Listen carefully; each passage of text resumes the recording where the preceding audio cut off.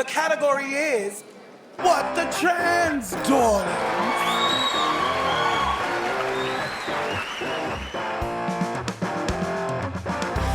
Well, hello, and a very good whatever time of day you're listening to this, and welcome to What the Trans. What the Trans, this episode production cycle would never end. I never want to hear about the census again. I never want to hear about so many things again. But I'm fine. It's fine. Michelle is fine. Mm-hmm. Michelle is fine. She keeps saying mostly to herself at this point. How are you doing? In the third person, no less. Yes, I'm fine. And as no doubt most of our regular listeners will be aware, this episode is coming out a little bit late because the news kept changing. It's like there was progress and events and things happening in the world which were... Yeah, it changed today. Yes, literally today. We just had to start scrambling, but whilst we were recording almost to get some stuff together. I mean, once we finish this recording process, we're going to check our phones and discover that at least half of the episode has become irrelevant. So won't that be nice? But yes, I am okay. I've had a busy couple of days, surprisingly, work and life stuff, none of which I'm going to go into, because we've got some more important stuff to be getting on with. But how about you, Michelle? What's shaking down in Groove Town? God, no, I should never say that again. I think you should say it every 30 seconds. I don't think that will at all affect the number of listeners that make it to the end of the episode. No, I'm good. I got a text saying, go get your jab. So I got a COVID vaccine. And I asked them, why me? I'm 35 and I could, I'm kind of fine. I got the mental health stuff, but that doesn't get in the way. So what's the deal? And they're like, well, we have a bunch of it and it was going to go off. So we went down the list. I was like, oh, okay. I'll take almost out-of-date COVID vaccine. I mean, honestly, I think that's fair enough. Rather it gets given to people rather than it sits in the back of a cupboard for 3 years and goes to waste. Yeah, exactly. The only thing is, felt a bit shitty for a day. Otherwise, fine. Absolutely worth it. If you get the text, go get your jab. I'm 60% covered now. And in 3 months, I'll be I don't know. And it's so worth it. A couple of other people who I know who've had their jabs, like frontline workers and stuff, have said that, yes, so they had a sore arm from where, the same arm that it was injected into, and felt a little squiffy the following day, but it's literally a day, and then you're back to it. Back to fighting fit, if indeed that's something that you and I could ever be described as. I think I could fight. I don't think I would survive it. It depends who, I suppose. Anyway. Yeah, let's not make this a podcast about who Michelle could be in a fight. Absolutely. That's just going to demoralise everyone, mostly me. Should we do some terrible news for the first time since we came back off hiatus? Yes. Return to the format that we've kind of forgotten about the last indeed. 4 episodes. Well, I mean, and that's the thing. It's the same format, but maybe we'll rename it from being terrible news because, gosh, it's kind of a depressing way to lead into it. However, we are indeed going to... It used to be a joke and it's no longer funny. Yeah. We should change the name. Yes. What would you like to... No, we should discuss that later. In between episodes, not on the episode. Okay. Yes. But for the final ever terrible news, we're going to start off with some really good news, which just happened today as time of recording. The UK government has the LGBT advisory group that work mostly around the Government Equalities Office. They are made up of a bunch of LGBT people whose the role on paper is to advise the government on LGBT policy and inclusiveness and represent our voices to them. 3 of them quit today. Well, technically 1 was yesterday. I think 2 of them were yesterday and 1 was today. But yes, that advisory panel is now 3 people lighter. Yeah. Jane Ozanne, evangelical Anglican Christian. She's been sort of a legend in that world for years because she's sort of been inside the Anglican world going, gay marriage, what the hell? Let's do that. Probably not what the hell, because she's evangelical Christian. She probably wouldn't say that. That's true. But you know what I'm saying. But the point is, she's an evangelical Anglican Christian who is also gay. So she's got, insight of these 2 different worlds, which are so often held to be in complete opposition to each other in all times and all places. And clearly, that is not the case. But she chose, and it must have been a very hard decision, to leave the government's advisory board because of how the government seems to be creating, and this is according to an ITV News article, seems to be creating a hostile environment for LGBT people, and particularly, according to her statement, particularly for trans people. Yeah, she said, I don't believe that they understand LGBT people, particularly transgender people, which is, I mean, we could probably have guessed. Jane Ozanne has been in the room with both the Minister for Equality's Liz Truss and her deputy, who is Kemi Badenoch, and in the statement that she gave to ITV News, she said that I've been increasingly concerned about what is seen to be a hostile environment for LGBT people among this administration.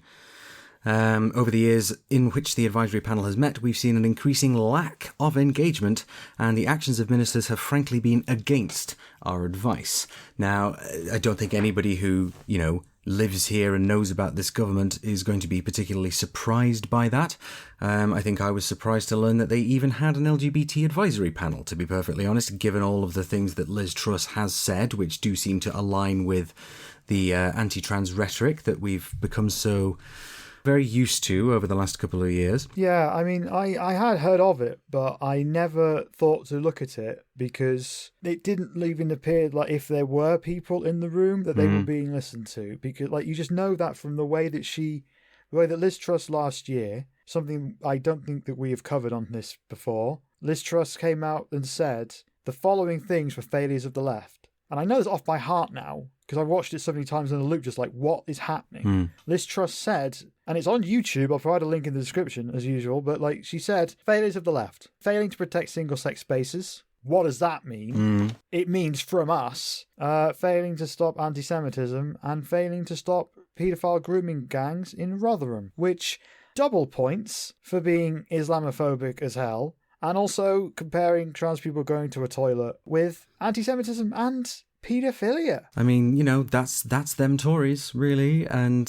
I mean, that's not even them Tories. That is one of the worst things I have ever heard said about trans people by any government person in my entire life. And the thing is, most places couldn't really cover it because it was a dog whistle. Yeah.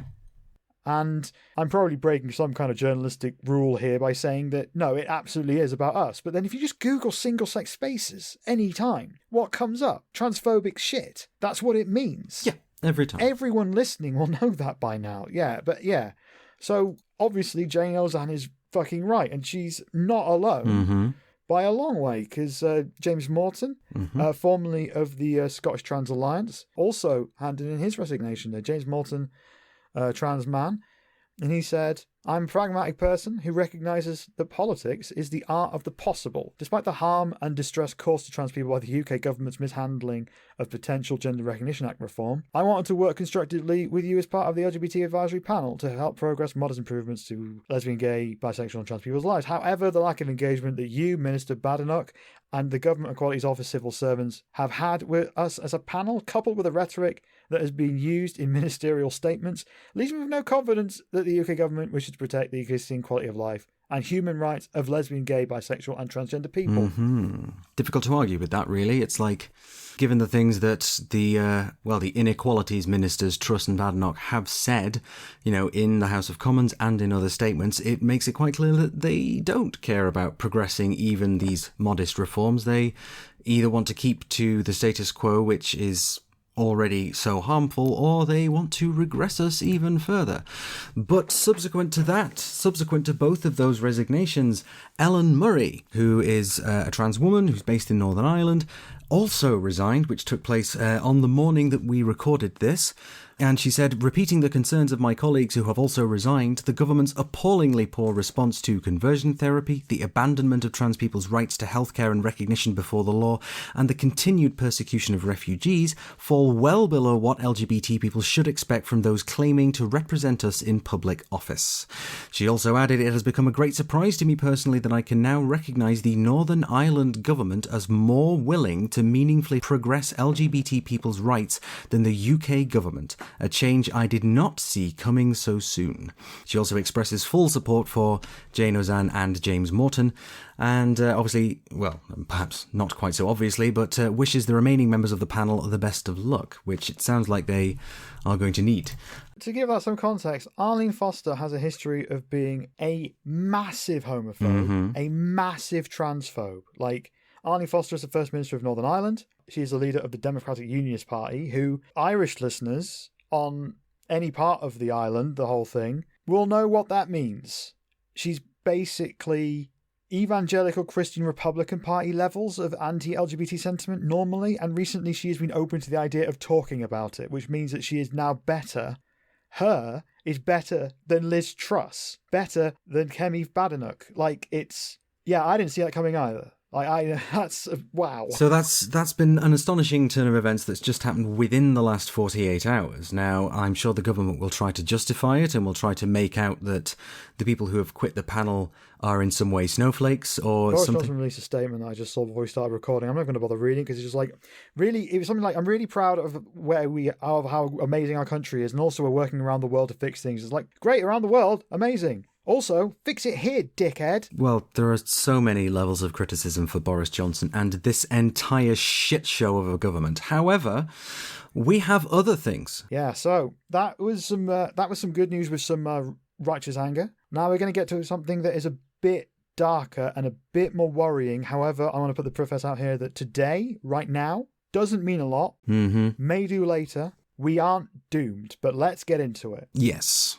So this centres around that most archaic and delightful of institutions, the House of Lords. Yeah, just when I was putting this together, I just kept thinking, what Game of Thrones nonsense is this? But, you know, the House of Lords exists. I think it's pretty clear what mine and Ashley's views are on it. So let's not dilly-dally. Why the...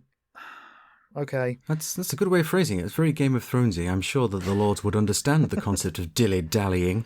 But, yes, go on. I'm from Yorkshire. I can't say things like that. For those who may not be aware, the House of Lords is the second chamber of the UK's Parliament. Their function is mostly to serve as kicking the tyres on whatever legislation is passed through the Commons, which is where all the MPs live. Whereas the Commons is made up of elected representatives from all over the United Kingdom, the MPs.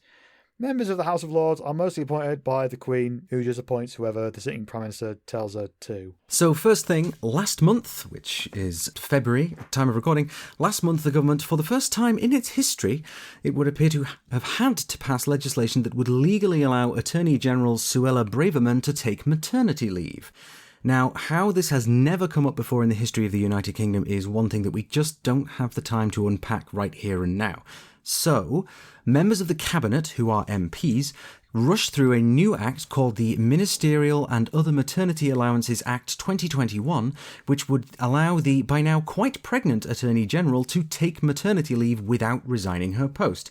So far, not really trans-related, seeing as we don't even have a trans MP or even anyone anywhere near getting elected, becoming a minister in the government, who are the only people that this act has any chance of affecting. This act, the Ministerial and Other Maternity Allowances Act 2021, is just something in place for members of the government, the Attorney General, and so on. However... Yeah, it came about trans issues pretty fast, and not even because of us. Like, nobody campaigned on this. Most people didn't even know it was happening. I didn't know it was happening. Like, I came into this pretty late when I came to monitoring it, but because of transphobes in the House of Lords, of which it turns out there are many, because the House of Lords is unelected and full of older people with titles like Baroness, Lord, and Duchess, and all of this other stuff that still exists, the House of Lords made it about us pretty damn fast. The wording of the Act included the term pregnant people, which was not included because of trans people. How can we be sure? Because it has been the standard practice for legislation drafting since 2007. So that means all legislation follows this drafting, gender-neutral language where they can do it. In 2007, former Labour government minister Jack Straw made it that way. At the time, he described the move towards using gender-neutral terms in ways such as this by saying, from the beginning of next session,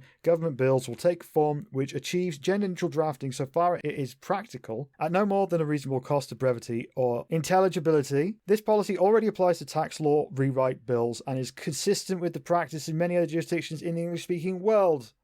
We will provide a link to the full statement in the episode references as usual. You will see there was no mention of trans people because it was 2007. But now, because we live in absurdly transphobic times, many members of the House of Lords decided to speak out about how this seemingly erases women.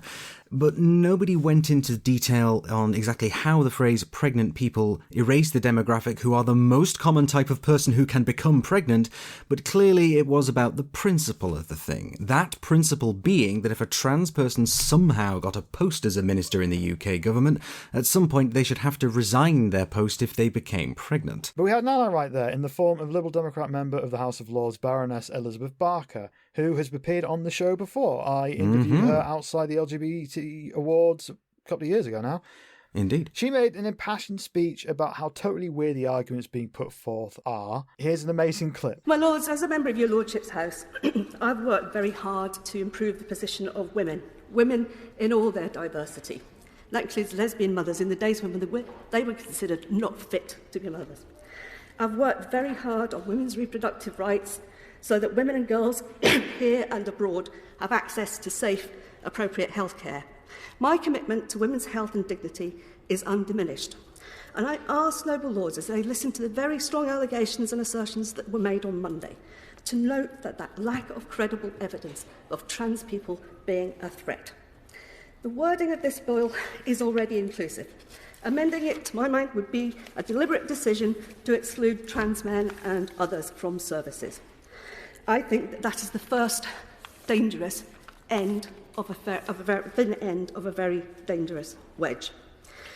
When people like me were in the firing line, we depended on allies. Today, trans people are under a sustained, unwarranted attack. For those reasons, if I get the opportunity today, I will vote against these amendments. And I would strongly urge noble lords who may well have listened to the debate on Monday to go back and ask themselves the question, where is the real evidence of trans women in particular being a threat to other women? However, in spite of Baroness Barker, making sense, the government decided to concede to the bigots and change the wording from pregnant person to mother or expectant mother. Now, the implications of this specific legislation on the wider trans community do not really appear to be anything to write home about based on how this law is so specific. However, as a subtle change in a long-standing guidance on the drafting of legislation and what this signals this government is willing to do, the repercussions could end up being problematic. Helen Belcher, who's the co-founder of Transmedia Watch and herself a Liberal Democrat politician, wrote a very informative blog post on the subject that we will link to in the usual place, but here she wrote... And that's me, I'm going to be Helen Belcher. Imagine a law being rewritten to ensure that only white people could benefit, or that Jews could not. That is essentially what the government has just done to trans men. Sometimes people need to hear those parallels. The use of woman in this bill is being lauded as symbolic. The symbolism the other way is very well understood. It sends a very powerful message, not only to trans people who will hear the government is no longer minded to protect their existing rights or ensure that trans people are included in new rights granted to others, but also internationally, where overseas governments and businesses are looking very closely at how the UK intends to behave post-Brexit. Fun times. Yeah. I see a couple of different options here, because they have disregarded... I'm going to call it like the Jack Straw decision. It has an official name, but I cannot remember off the top of my head, and I didn't put it in the notes because I'm very good at this. Indeed. But the Jack Straw decision, which we remind you has been in place since 2007 and has been absolutely fit for purpose for all of that time, but all of a sudden now... It's just it's not clear if it's been like officially reversed or if it's just like a one-time thing just to make a bunch of people in the House of Lords like be quiet, because the government chose to do this without a vote, because that's not how the House of Lords works, really. It's just like they kick the tire and be like, and a lot of people just go, it should be this, and the government like, oh, fine. That's kind of how this happened. But yeah, potentially, if this becomes a regular thing, it could potentially be quite disastrous for non-binary people. I think, in some ways. Honestly, I don't think it's just non-binary people. I think trans men are on the brunt of this. Trans men and non-binary people, and people who can become pregnant, which is the key thing here. Here's the thing, like, the Act itself, the maternity bill, is quite contained. Yes. We haven't even got any trans, non-binary, anything in either house. We're not likely to get any until the next general election, which is slated for 2024, and that isn't guaranteed. So right now, that's kind of an issue that is a problem, but one that there is a lot of time for. So that in itself, in isolation, is not necessarily an issue. The issue is the drafting of legislation, moving away from gender-neutral language. Like, it could have certain consequences in any number of directions, and I can kind of foresee this being a problem for non-binary people, especially because interacting with the fact that they can't get a GRC. Yeah, there's definite issues where it's like, if a load of people, every legislation is going to be like, no, you got to basically make it she and woman, or he and man, and it's like, oh, this could be a problem for people who aren't either, and it could even be a problem for people who identify or are either as well. It's a whole thing. Yeah, indeed. And so another element of this, really, and the reason I sort of cite trans men specifically is down to, remember Freddie McConnell? Journalist, former Guardian, current Vice, has got a great column there, trans dads. I think it's called. I'll provide a link for that in the description. Indeed, but you may remember we covered McConnell's fight in one of the courts to be recognised as a child's father. So that now infamous fight to be recognised as the father and not the mother on the birth certificate was actually cited by Lord Panic, what a name, in the debate by saying that this ruling and the judge's decision as evidence that this would cause no legal complications or strip away the dignity of trans men. But Freddie McConnell argued otherwise by saying that did the courts find that calling me mother was respectful? No, they didn't. Quite the opposite. The High Court judgment said that in every non-legal sense, trans men are fathers. It said many aspects of related law are in need of review, but this isn't the court's remit. So it's interesting that this case in the High Court, which did not turn out as Freddie McConnell and other trans dads absolutely would have wanted it to, was then cited to say, oh, this doesn't cause any problems, and then the person responsible and most concerned with that case, Freddie McConnell himself, popped up to say, what the fuck are you talking about? Well, the issue here is that, like, the judgment said that, like, no, this is horrible because look at him. He's the dad. Of course he's the dad. But then they were like, bounce it to the government to fix. That's how the judgment went. And so Lord Panic, he lied. He lied and said, oh no, it doesn't, because of this judgment, it's going to be fine. It's like, no, the judgment said it isn't fine. He said, like, the judgment says that it's respectful to trans men to call them mothers. And the judgment doesn't fucking say that. He lied about the judgment. It just doesn't make a great deal of sense, does it? And it's like different bits of the government and the courts kind of talking at cross purposes, and really, when it gets right down to it, not really listening to each other. So although, as we've said, this particular bill, the Ministerial Maternity Act 2021, is not going to have a particularly wide-ranging effect on the trans community, that the fact that they've kind of caved to pressure and changed it over because what the TERFs shouted at them to do is slightly concerning, and we do hope that they do not take steps back from using gender neutral terminology in when drafting legislation, because that's been in place for a long time and there's no need to change it, and the only reason to change it would be because you're scared of the transphobes or because you are yourself a transphobe. But yeah, let's move on to something that looked really bad and actually isn't anywhere near as bad. It's kind of funny, really. Yeah, it actually is. So, the Communications and Digital Committee in the House of Lords has been holding an inquiry into the freedom of expression online for the last few months. And in their infinite wisdom, they decided to invite two people to give evidence to the committee you may be aware of. The evidence givers were former comedy writer and current full-time transphobic bellend, Graham Linehan, and former bad tweeter and current nobody, Helen Staniland. Now, both of these users, as I'm sure some of you will know, were suspended from Twitter permanently, and finding out the specific reason why for both hasn't been the easiest thing, but Twitter did release a statement on why Linehan was suspended, saying that he had repeated violations of our rules against hateful conduct and platform manipulation. They both spent the majority of the time talking to the House of Lords about how it was wrong for them to be suspended from Twitter. I mean, great. At one point, Linehan launched into a prepared statement full of the usual unfounded conspiracy theories, and it went on for like 6 minutes. It was ridiculous. He just said all the lame lies and nonsense. It would take a whole episode of work through, and, well, fuck him. And I actually wrote that in the script. Fuck him. So instead, here is the response he got from the committee chair, Lord Gilbert of Panteg. What is the House of Lords? After he finished his statement, we are playing this entirely for your amusement. There is nothing to learn here, but it's just very funny. Okay. Well, look, we were actually discussing, thank you for that, we were discussing some really serious issues that get to the heart of this. And I guess what I wanted to put forward in that point is that this is a wider problem than social media companies. No, I understand that. Social media companies, but it's also like more mainstream media outlets. Like okay, this is with all respect, this is an inquiry into freedom of expression online. Sure. At the end of which we make a series of specific public policy proposals, and that's what I now want to return to. We're not here as a court of appeal to review any decisions that have been made by tech companies. We are here to think about how public policy in this area may develop.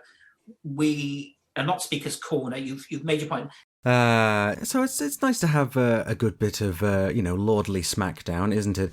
And the fact that they spent most of their time, this is a House of Lords inquiry into freedom of speech online, which sounds like a big thing, and actually these two people just spent the entire time bitching about their Twitter bans, and it's like, you don't have much of a sense of prioritising here.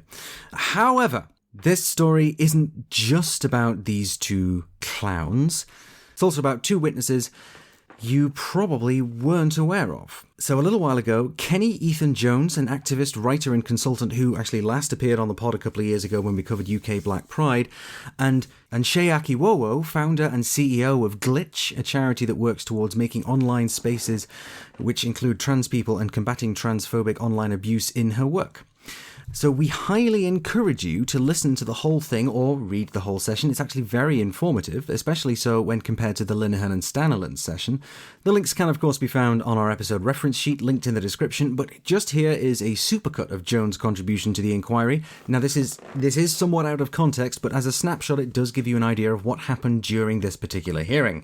Well, I think this issue needs to be approached almost definitely, because trans women are just they face so much more abuse in real life and online, and it's from transcritical people. And the thing is, it's trans women and women, cisgendered women, want the same thing. They want safe spaces. The whole point that people that are against trans people are making is that trans women aren't women, and they are. And so what we need to move to is making a community and trying to find a space in which we can both align. What I struggle with on Instagram is that there's no place for nuanced conversation.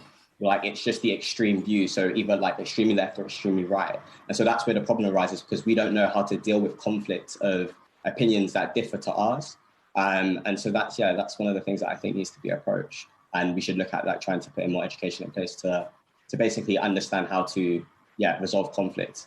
As a marginalized person, I'm more likely to face abuse online, especially being Black and trans. And so I have to face with transphobia as well as racism. In terms of what the police play in that and what role they should play, I think, to be honest, the police don't have a deep understanding of these things and intersectionality to even approach these issues. And so I think we need to look at creating a special team that can look at these issues, because it's a very specialized thing that we're talking about here. Yeah, I think that's a wonderful idea about basically trying to create a board that kind of represents each part of these communities, because the issue that I see with these platforms is there's not enough diversity around hiring. And so that's why there's no real understanding of what we're experiencing, because if, you've got a place of employment full of cis people, they're not going to understand my experience as transgender. If you have a place that lacks in Black employment, they're not going to understand my experience as a Black man. And so it's we need to have these people at the table at these discussions, making decisions and trying to help the communities. Yeah, I think it's diverse hiring, but I also think that a really kind of what I think about is possibly trying to incorporate some form of bias training with their employees, because if people are making the decisions, what bias do they hold? And people that hold bad biases shouldn't be employed, to take on these social issues. And so I think, it starts with employment and the heart of the companies, and that I'm as a user, I'm not too sure where you step in on automatic regulation and people, but I think it needs to be a balance. But I think that starts again with kind of having all the right people around the table and understanding of language in different aspects as well. Because trans people, how, the kind of abuse that we face online comes mostly from the choice in language that's being used, like saying words such as biological rather than focus on words like cis, gender. And so, understanding that kind of as a framework to building from that.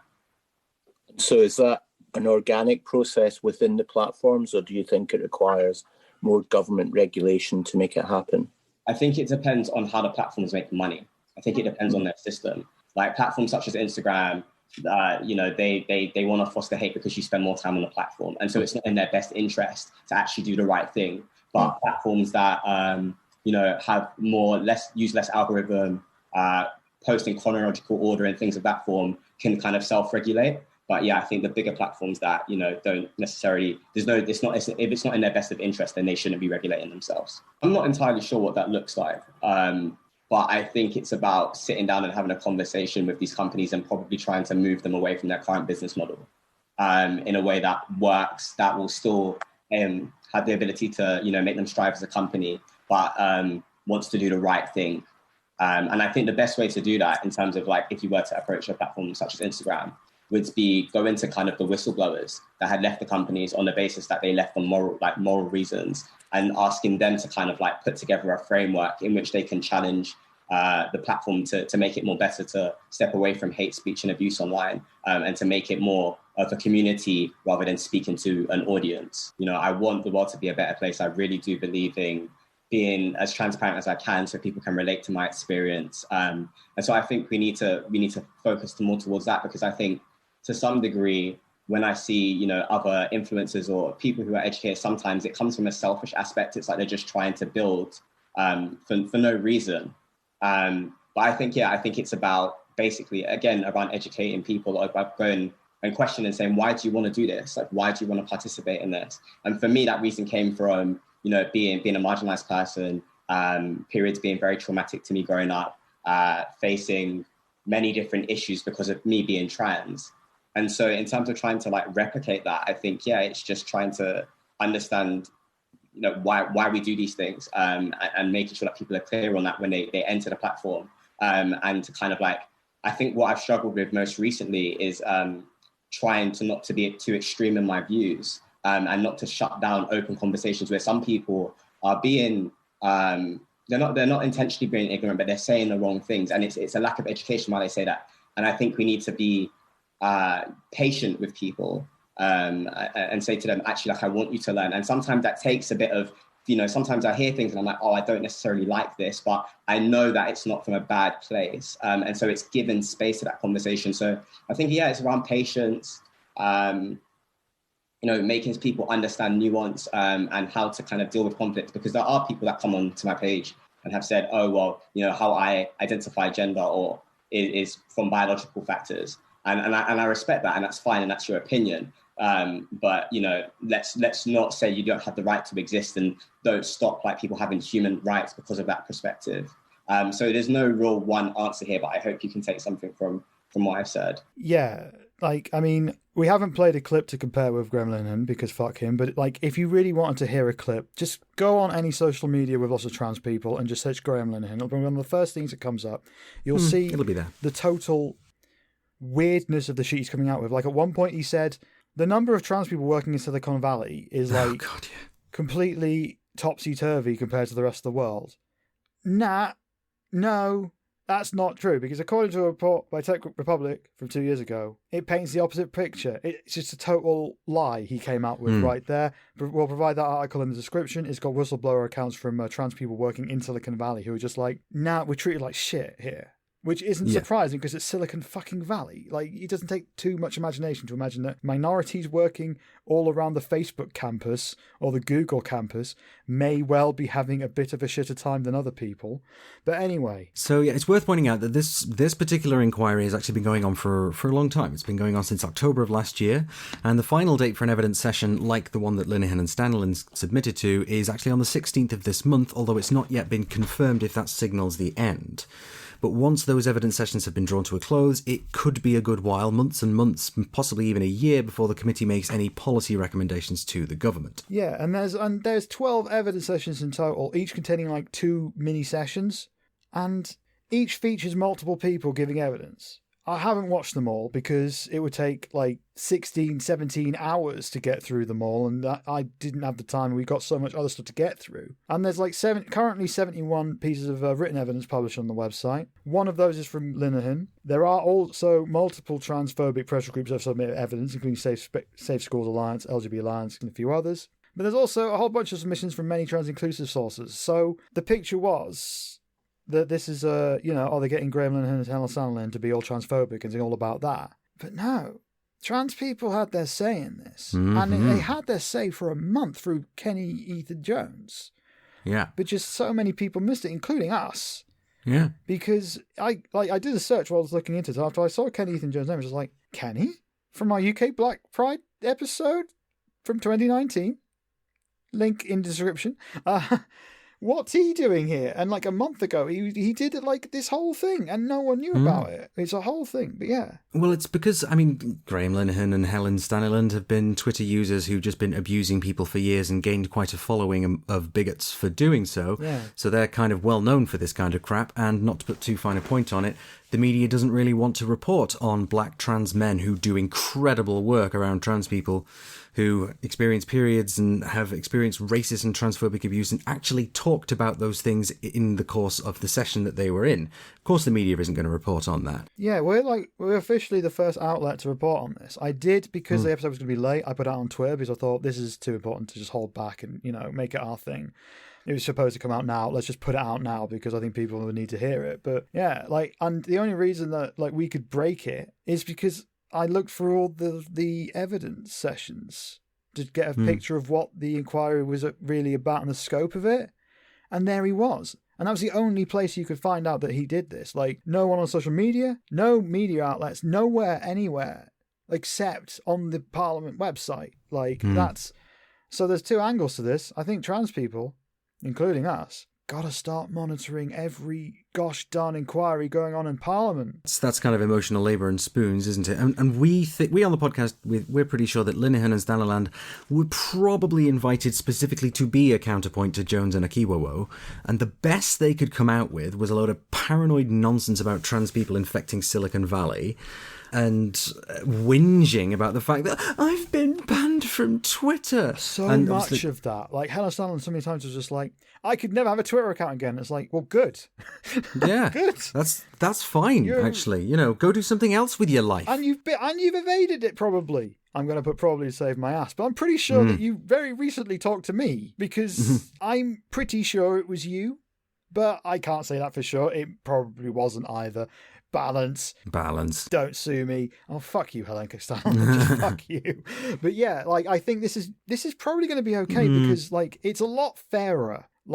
Arguably, Gremlin and Helen Staniland should not have been there because it's about freedom of speech online and features lots of coverage of online abuse, which is primarily what the session with Kenny Ethan Jones and Shay Akiwowo were in, was all about online abuse. They both spoke from a black perspective on this, receiving racist abuse as a black man and a black woman. Kenny Ethan Jones spoke from the trans perspective, as from a trans man's perspective. And the key thing is that, in the Graham Linehan one, he was actively told to shut up. Yeah. This isn't Speaker's Corner. In the Kenny Ethan Jones one, he was members of the committee were just like, thank you. And at one point called Sheer a force of nature, but in a good way. Yeah. And it was like, yeah, these two are nailing it. And Kenny's nailing it. It's great. So yeah, I think this is going to be okay. And we're not going to find out for a very long time if it isn't. And it's probably going to be one of those things that people forget about because it's done. Yeah. However, so that's the House of Lords news for this particular shit show Britain for trans people. Sorry, no, that's not the name of the podcast, is it? I think there was more good in there than bad. I'm inclined to agree, to be perfectly honest, particularly around the Linehan Staniland thing, because just some of the stuff the Lord said to them where it's just like, just shush, you're ridiculous.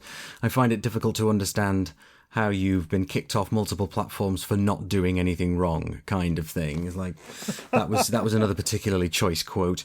So we're going to move on to the meat. Yeah, the big thing that's happening right now, this is, and I've written it this way. No. And this is the census. Mm-hmm. So the census is happening. What is a census? It is where everyone in the UK, England, Scotland, Wales, and Northern Ireland is counted by the Office of National Statistics on behalf of the government. This counting takes the form of every household in the UK, not person, household. That'll be important to remember later. Every household in the UK being sent a form, which is a whole bunch of questions on it, gathering information such as who lives in the household, their name, marital status, religion, country of birth, many, many other things. Some of the questions on the form are mandatory, some are optional. They're all marked on there, but it's a legal requirement that everyone completes a census that has been assigned to your household. The census is held every 10 years, and the census date is March 21st. That is the deadline.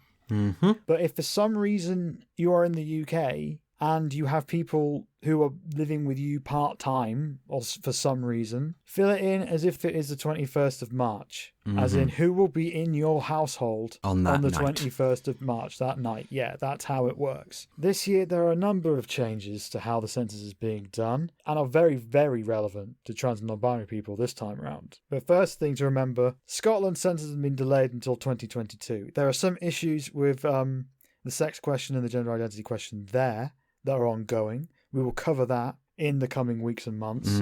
But for now, the big thing to know is that this census is basically England, Wales, Northern Ireland. So, this census, as you mentioned, it's done every 10 years. I remember filling out the last one in 2011, back when I was in a scratchy house in South Manchester. I don't remember filling it out.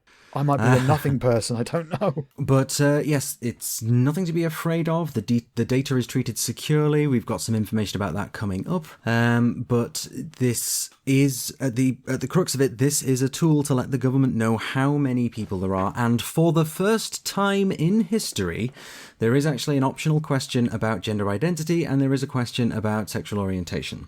So both of those things are basically pretty new. The gender identity question is definitely new. We have not done that before. And so for the first time, the government, well, more accurately, the Office of National Statistics will have a much more accurate picture as to precisely how many of us there are, which is so important when it comes to things like prescribing services or, well, just being able to know how many of us there are, and yes, all of which is important. So the gender identity question is optional, and it is number 27 on the form. It'll appear differently online because this census is also available online now. All of this information will be in the description. I'm going to do a big old master post thing that'll break this down, but you can do it online or you can do it from the pack you receive through the post. The gender identity question is number 27. You have two options that you tick. You tick one of them. Is the gender you identify with the same as the sex registered at birth? Yes or no. If it's no, you write in your gender identity. Don't pick from a list. You can write in anything. You got any of those xeno genders or whatever, put that in if you want. That's what it's for. If you got a gender identity, you write it down, you define it. I think that is the way to go. It's a bit strange that it is a voluntary question. That's probably a caveat to certain people just like, no. Yes, quite. But whatever, it's probably safe. Yeah, it's strange. There's also the sexuality question, which is very straightforward. Which of the following best describes your sexual orientation? Straight, heterosexual, gay or lesbian, bisexual, or other, and you could write in your other one, pansexual, or any of the other things. And finally, the one that is going to be talked about a lot in this episode, because it is the one that is the most problematic now, thanks to a certain thing we're going to get to very shortly. The sex question is number 3. It's a mandatory question. That's the thing that's important. You have to tick something on it. And it's a pretty simple one. M or F. And this is where things get complicated, because all of these questions come with guidance released by the Office of National Statistics, who I'm just going to refer to as the ONS for the rest of this episode. I was going to say, just say ONS. Yeah, ONS, that's what they are now. And the guidance is designed to basically inform you on how you answer certain questions if you are confused. The guidance, up until very recently, stated that you should base it on your birth certificate, gender recognition certificate, or your passport. This is the first time in history that this question has said you need to go by in a document. Every other census forever, it has been self-defined. So there has been a step back in census practice on this one. However, unrelated to what I've just said, even though I did say however, this is a completely unrelated point. There's a new sentence that is completely divorced from the last one. No one checks if you've done it quote-unquote right. Like, if you are, say, a Sikh and you put Jedi in the census, it could be said you are lying, because there are no lightsabers. There are no Jedi Knights. The Jedi Academy does not exist, And you aren't living by the teachings of the Jedi, as in you're not told not to feel things when you're 4 years old. Yes. Jedis are weird, but people do that every time. Google Jedi on the census. Thousands lie, and nobody checks. So take that information that is completely unrelated to anything else I've said as you will. Completely unrelated, absolutely unrelated. Definitely does not affect the substance of what we're talking about. But that brings us up to what the guidance was recently, and then, on the 9th of March, a group of people who were honestly really sick of talking about, to wit, Fairplay for Women, have initiated a judicial review. We're familiar with those thanks to Bell v. Tavistock, which Fairplay for Women also contributed to, or their rhetoric certainly did. Have initiated a judicial review, which is going to take place a couple of days before the census, which states that no, people should not be allowed to use their gender on their passports. As an example, my gender on my passport, it says F, as it should. I do not have a gender recognition certificate. You don't need a gender recognition certificate to change your gender on your passport. There are a couple of other ways you can do it. Most predominantly, and in my case, with a letter from your GIC doctor. However, Fairplay for Women, spotting a loophole that would benefit trans people, decided no, we don't want that, and have initiated a judicial review, which will take place a few days before the census needs to be completed by. It'll take place a little while before March 21st. And this is the thing that I mentioned earlier on in the episode that cost them £100,000 to initiate this review, and in fact that review may not go their way. They might say, oh, shut the hell up, go away, and the guidance as it was up until the 9th of March will stand. However, there is a misconception that has kind of been implied in many media outlets, including the BBC, that they won. Yes. On the 9th, it was a hearing whether they should do a judicial review, and the judge said, yeah, we should do the judicial review, and in the meantime, we're changing the guidance. So the guidance on the sex question has changed from birth certificates, gender recognition certificate, and passports to birth certificate, gender recognition certificate, which I'm going to call GRC for the rest of this episode for simple reasons. So that is this current situation where the guidance has changed. And now people are thinking, I've already sent in the census and I went off the old guidance. Or most people are thinking, guidance? I didn't read it and I did it anyway. Like, that's the thing. It was all about one word in guidance that most people aren't going to fucking read. But there's another myth that's out there that I'd like to dispel right now. A judicial review is a specific form of legal case where it is about challenging the legality of an action by a public body. In this case, the public body is the Office of National Statistics. In this case, it is the legality over sex question guidance, including passports. This is not going to set a precedent for anything else, unless there is another 2021 census in the future with this exact same thing happening, with the ONS in it. So it is not going to set a precedent. This is going to be a one-time thing. And then next time with the next census, they're going to start the whole process of working out how the hell to guide and what questions to put in the census again. So this is a 1-year deal. But yeah, that happened. And I'm struggling all week to figure out why. Well, it's because these people have too much money and haven't got anything better to do than try and make the lives of trans people much more difficult. That's literally it. So this is not... At this point, it is not a win for them. It isn't, despite the BBC and whoever else claiming that it was. Good heavens, the BBC with a misleading headline. Who would have thought? But as it stands, they've said, OK, we've changed the guidance. But as you say, Michelle, many people, including myself, have already filled in the census based on the old guidance. And there's quite a number of people on social media who've stated that they intend to fill it in accurately and whether their documents reflect that or not. And that's kind of the crux of it. And again, this does relate to the completely unrelated thing that we mentioned earlier on, whereby if you put something down that Fairplay for Women think is false, you're not going to be taken to court or to have any repercussions for that. The data from the census that is identifiable is sealed for, wait for it, a century. This stuff is sealed away, held securely for 100 years.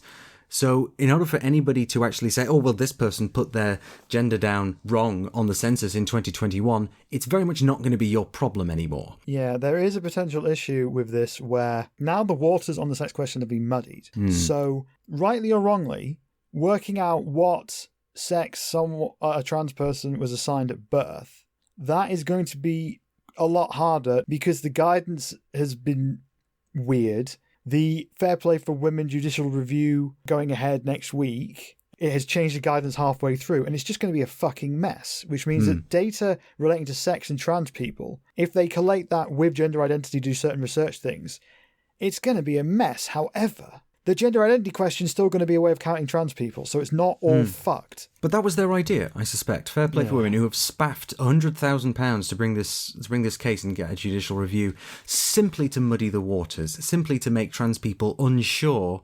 And, you know, what they're hoping is that trans people will shy away from answering the form accurately. But there is nothing stopping you from doing that.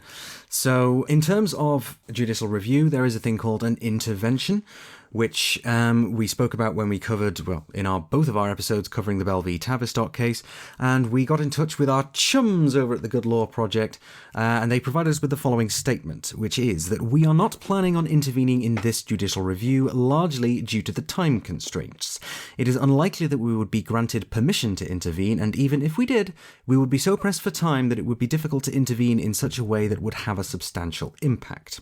So, although interventions are possible, pulling it together in literally less than a week is quite a bit of an ask, which again, I'm sure was absolutely part of Fairplay for Women's strategy. So, the thing to note is, Passport has been on the guidance of the sex question for months. It's been on the website, on the ONS website for months. Fairplay for Women choosing to do this now, right now, in the middle of the census, meaning interventions are unlikely, meaning that trans people have different guidance depending on which different day it is, all of the confusion around this already. I'm not saying that this is what Fairplay for Women have done. I'm saying I could imagine that they did this to disrupt the data in the future. And that was the reason why they did this. That is the only reason I think that would make any sense, but I'm not saying they did that. I am. I'm saying that's exactly what they did. That's exactly how these people work. They want to muddy the waters. They want people to be scared of speaking their truth. Like they said, they put out like, oh, this is this is self-ID through the back door because you can self-ID on your passport. Oh, for goodness sake. Who are you IDing yourself to on the fucking census, which no one can identify you on for a century? Like, the only people still alive is going to be me and Ashley in 100 years, still making this podcast going, told you so, because we'll just be kept alive by our petulant rage. Basically. Yes, so, all of which having been said, a few days ago, I think it was either on the 9th of March or perhaps on the 8th, a couple of days before all of this took place, we actually sat down and did an interview with Adam Dale, who is the Census Engagement Manager for Greenwich in London. Now, so do bear in mind that this took place a little while before this judicial review was granted. 3 hours before the judgment dropped. Yeah, 3 hours. Wow, it was the same day. Yeah. Good heavens. So it's out of date, but kind of only technically and really not by much. However, Adam was kind enough to sit down with us and talk through the process and about the data security and about what the Office of National Statistics are trying to achieve by asking these questions in the census. So let's play the tape. Hello, Adam Dale. Thanks for joining us on the podcast today. Thank you, Michelle. My pleasure to be here. Thank you for asking me. Greatly appreciated. So how important is it for trans people to answer as honestly as possible when it comes to the census? At the moment, I think policymakers are working in a vacuum because we don't have any data on the number of trans people in our community. And gender reassignment, as you know, is a protected characteristic. So we don't have any data that we can use, as in to identify, how many trans or how people want to identify within the community. So there was a big question. There was a big demand for this question, and a lot of consultation went on to talk about the two questions. So it wasn't just something that happened overnight. This has been going on for before the last census, and as you know, including questions in the census is done through a white paper that's put through to the government, to Parliament, which is then voted on. So it's quite historic that we have got the opportunity to, with sexual orientation and gender identity, these two new questions, which are voluntary. And I think it's because this is historic and this is the first time we've been able to do this, I think it's really important that trans people answer this question as honestly as, as they can, or they feel that they can. Without this accurate information, people will miss out on the services that come from the data that is collected. So the data that we collect, the personal information that is on the census form is removed at point of submission, and that is held securely under rules by government standards. That's held physically and electronically securely for 100 years. So that information cannot be used by governments, HMRC, anybody, MI6, nobody can actually touch that data and has access to the data at all. So you cannot be identified. It's not an exercise in trying to find out exactly who you are so that you can have Inland Revenue knocking on your door or the local council with everything. So it is purely to find out and give a roadmap and a picture, a snapshot of the country as it is on March 21st, which they do every 10 years. And that data that is collected is so important in shaping policy. So the data that we collect, or that the ONS collect, is used by local authorities, governments, by charities, by faith groups, etc., for funding to work out where health centres are needed, where transport links are needed, educational links, links for mental health services, all those sort of things that really do affect every single part of our daily life. So to have 2 questions for the first time that are voluntary is incredible and historic. And this is the first time in the world that this has happened. So we are groundbreaking here in the UK doing this. This question will be asked within the census within England and Wales this year.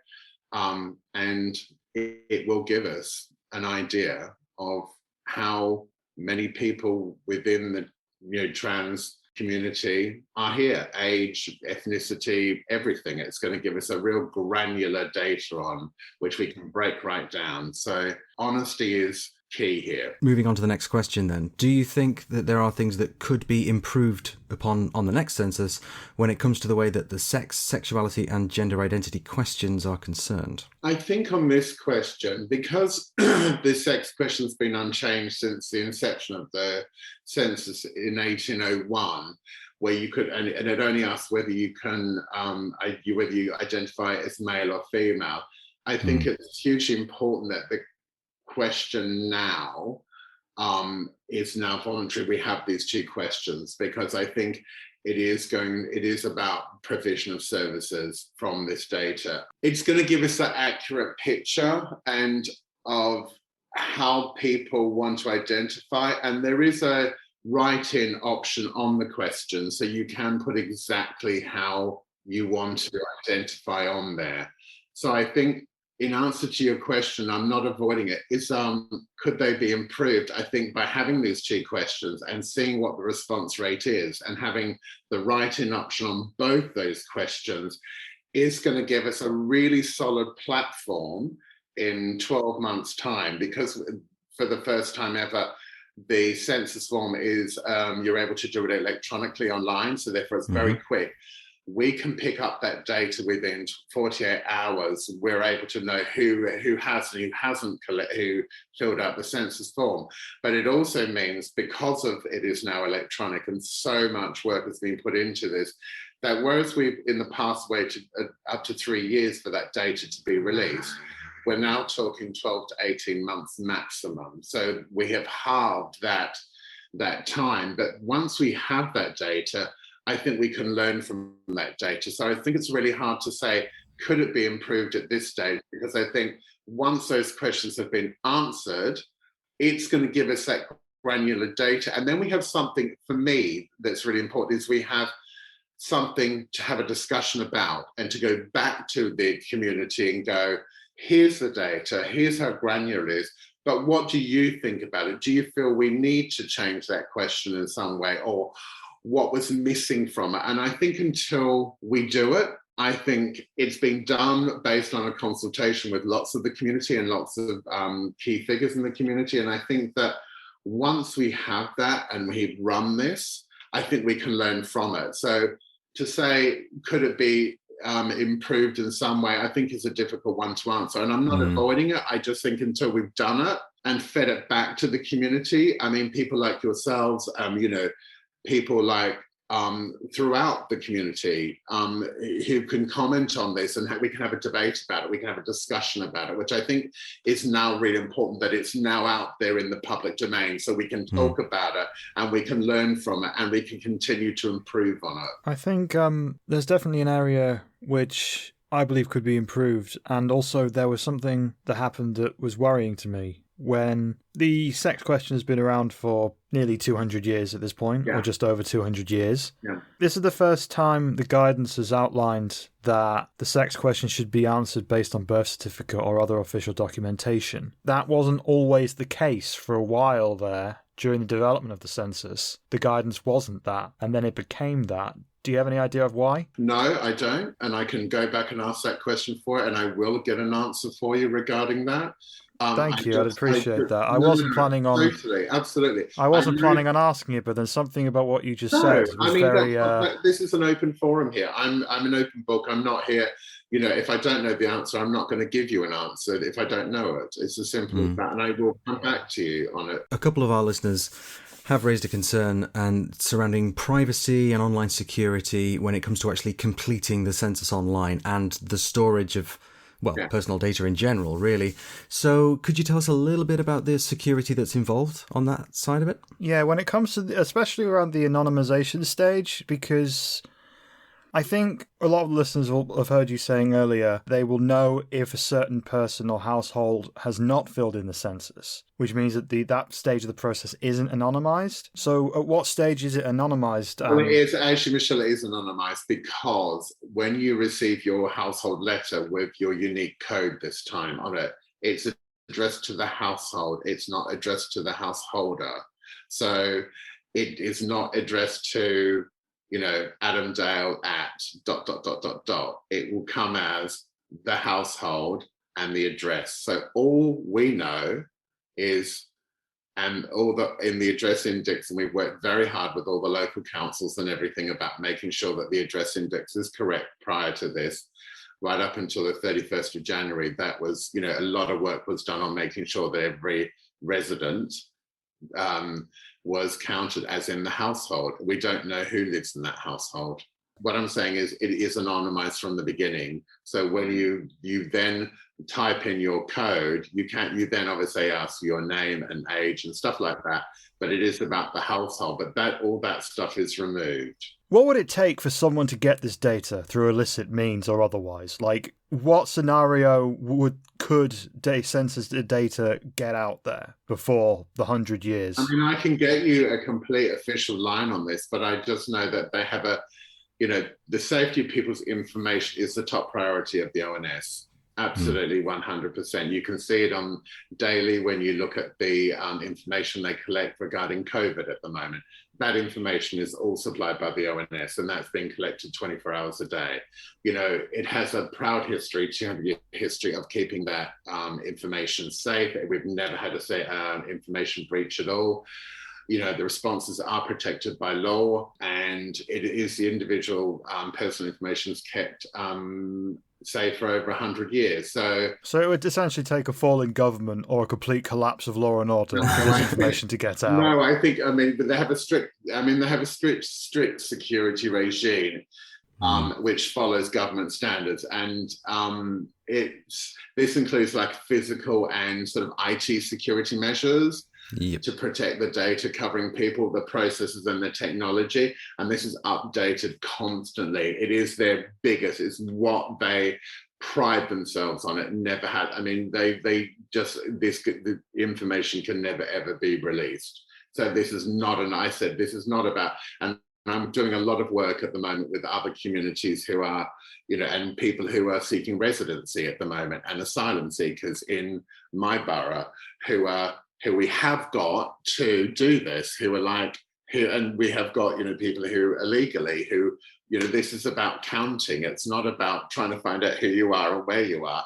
It's about if we know a whole, if we have a face of our community, we know where everybody is as far as where they're located, what boroughs, etc., then the services can be provided. If you don't count, then they can't be. We just don't have. I'll give you an example. In my community, last census 2011, the Nepali community, there was just over 5,000 identified. The actual number was closer to 20,000. That's a massive discrepancy. Therefore, services are not provided for because the data is, well, this is what we've got. This is the money we've allocated for them. And then, so we've worked very hard the last 5 months with a community advisor who we've employed, and he's been phenomenal about not only in our district, but nationally, making sure that the Nepali fill the form out, but and identify as Nepali. You know what I mean? Because so this time we're going to have, and there's probably about 30 to 35,000 within Greenwich at the moment. So we're going to have a really good picture of that community this time around, which we didn't before. You get the naysayers and you get people who, who will come back to you and just, think that you're here as, a government representative to just take their identity. It's not. I am part of this community. It would be no point somebody sitting up who wasn't part of this community. I chose this role to be the face of the community for the ONS for this campaign because I believe in it. I believe in its importance. And also, we can make a change. We've got a voice. For the first time, we've got a voice, as in a national voice that is not being. We just have a national voice that I think is going to be, and we are in control of it. It's not, the data's not, what is collected is what is collected. It is not about somebody skewing the data that is collected or anything. It's not. This is a factual account of who we are and how we are and where we are. And I think that's just so important. So it sounds like security's as locked up as it can be, assuming that the Office of National Statistics and the government keep existing for the foreseeable future, which is more likely than not. But the ONS is independent. It's government funded, but it is an independent organisation. So we're not dictated to by the government. We have to follow certain standards as an organisation, but we are independent and government funded. So it's like, that's why, for example, I use the example of COVID with lots of people, because I think they can see it on a day-to-day basis. They can see it in those news briefings, in the newspaper, why vaccine centres are being open where they are, and all that sort of stuff is based on that information that is supplied by the ONS. And that is completely independent information.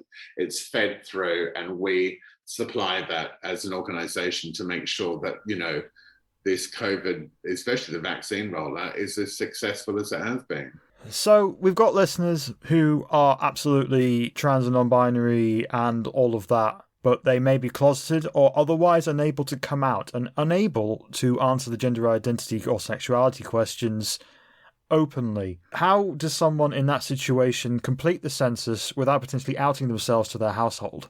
Right, we have got that covered, because this came up as a very, very important part of not only the sexual orientation and gender identity question, but also to do with religion. Because so from the age of 16, any person can contact the census website or the support line, or they can text the ONS on that number. And as long as you're 16 years or over, you can actually request your own unique online code. Or if you don't have access to a digital format that you can use, you can actually request a form. If the form is sent out, it'll be sent out in a completely plain envelope addressed to yourself. It will not have any census logo on it or whatever. And what you can do is, once you have this form or unique code, you can then fill that form out exactly how you want to be identified as, right down to, like you said, you're a 18-year-old woman who wants to identify how she wants to identify, not only sexually but also religiously.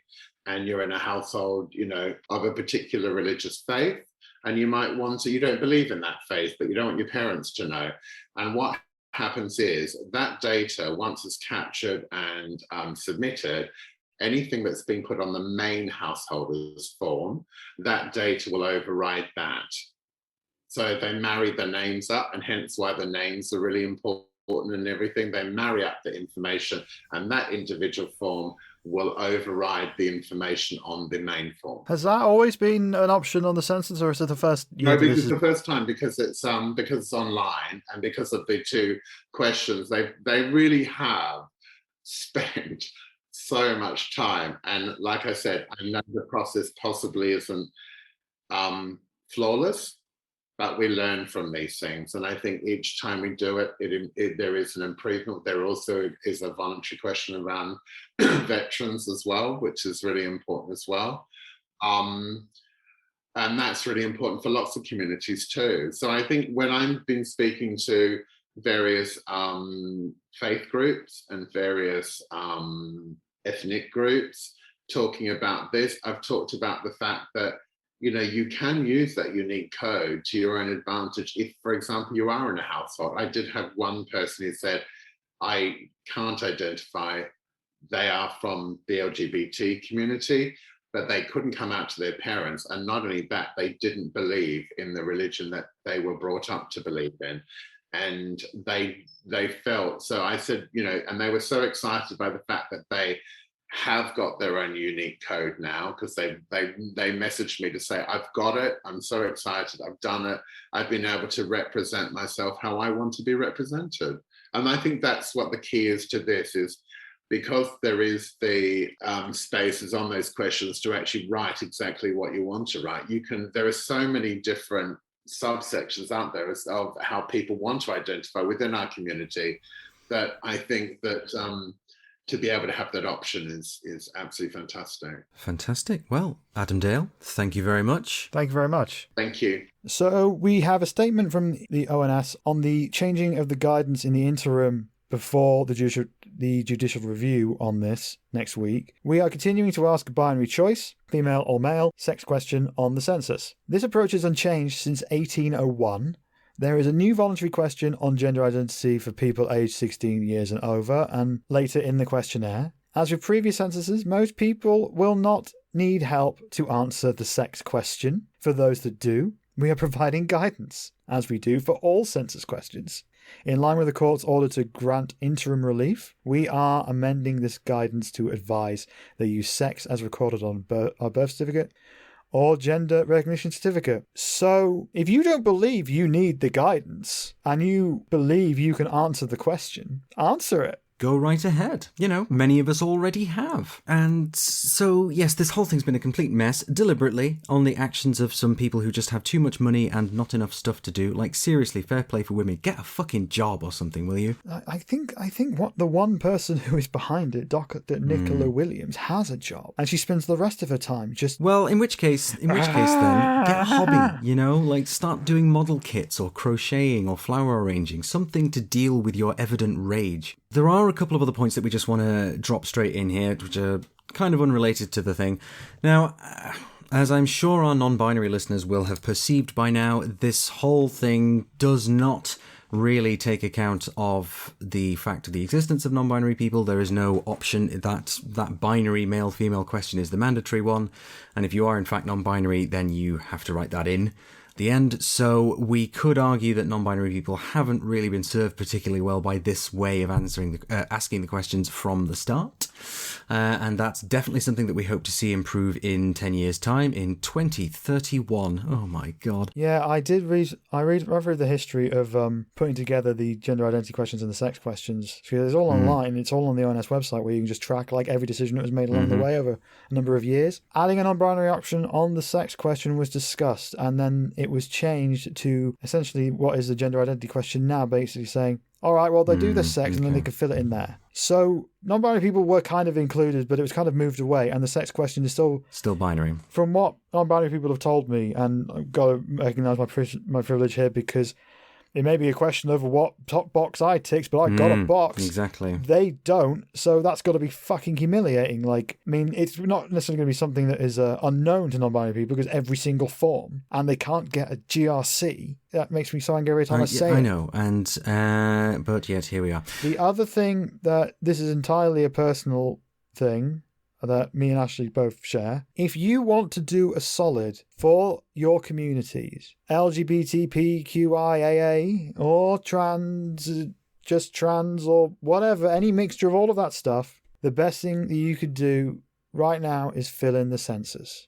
Absolutely. Because, as Adam has said, it sounds about as secure as you can get. There hasn't been a leak of the census. This is online, but there has never been a leak of the census, and there's never been a leak of like passport stuff or driver's license or any other stuff that can be done online. There's so much to gain from this, and our current government, famously, as we pointed out at the beginning of the episode, does not have our backs. They are a bad government for the LGBT community, based on what people who have walked away from it recently have said. The next one might not be, and by that point, this stuff will be out. This stuff will be out in 12 to 18 months, as I've said. Let's do them a solid that will help them do us a solid.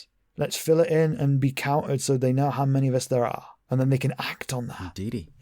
Can't really disagree with that. That is absolutely the editorial line of this episode. I think it's very important that we know how many of us there are, because I suspect, I don't know, but I suspect that there are many more of us than certain estimates would have you believe. However, on that delightfully socially active civil responsibility style note, I think it's time to end the show.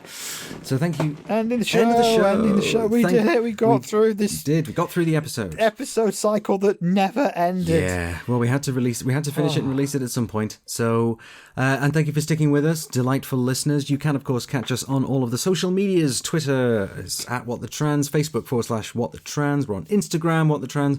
We have a shiny website, whatthetrans.com, which has access to all of our information sheets, big links to all of the rest of the episodes that we've ever done.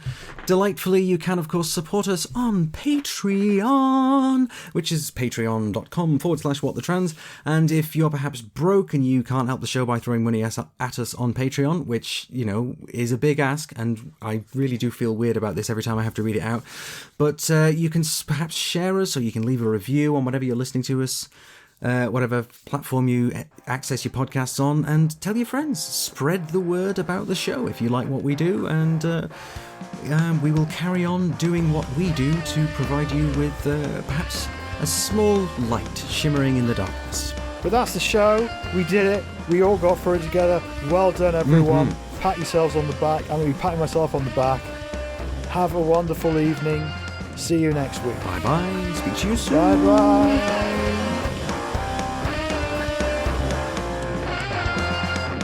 This episode of What The Trans was produced and presented by Ashley Talbot, which is me, and Michelle Snow, which is her, and was edited by Michelle Snow. And we have to thank our producer-level Patreons, who are Zoe Laura Meyer, Fiona Punchard, John, Lynn McKay, Nick Duffy, CB Bailey, Gordon Cameron, Peter Kimball, Rachel T.S., Connie Turner, Vic Parsons, Joel Lewis, Tila Wild, Atom James, Vanessa Billington, Tower Watch, Rowan Littlejohns, Desiree Markland, Samantha Alice Raven, Patreon user, who are you? Derek Victor, Sarah Bedford of Dogs Hallowell, Emma Doyle, Mike Dickinson, Owen Willis, Catherine, Mina, Elia McVeigh, Cassius Adair, Tuck, Melissa Brooks, Ian Coomber, Maddie Bell, Karakin 12, April Heller, Sophie Lewis, Alexandra Lilly, Claire Scott, Ariadne Pena, Lauren O'Nines, Mara Reynolds, Bernard's Pink Jelly Bean, and Lanos. Thank you so much to you all, and we will see you next time.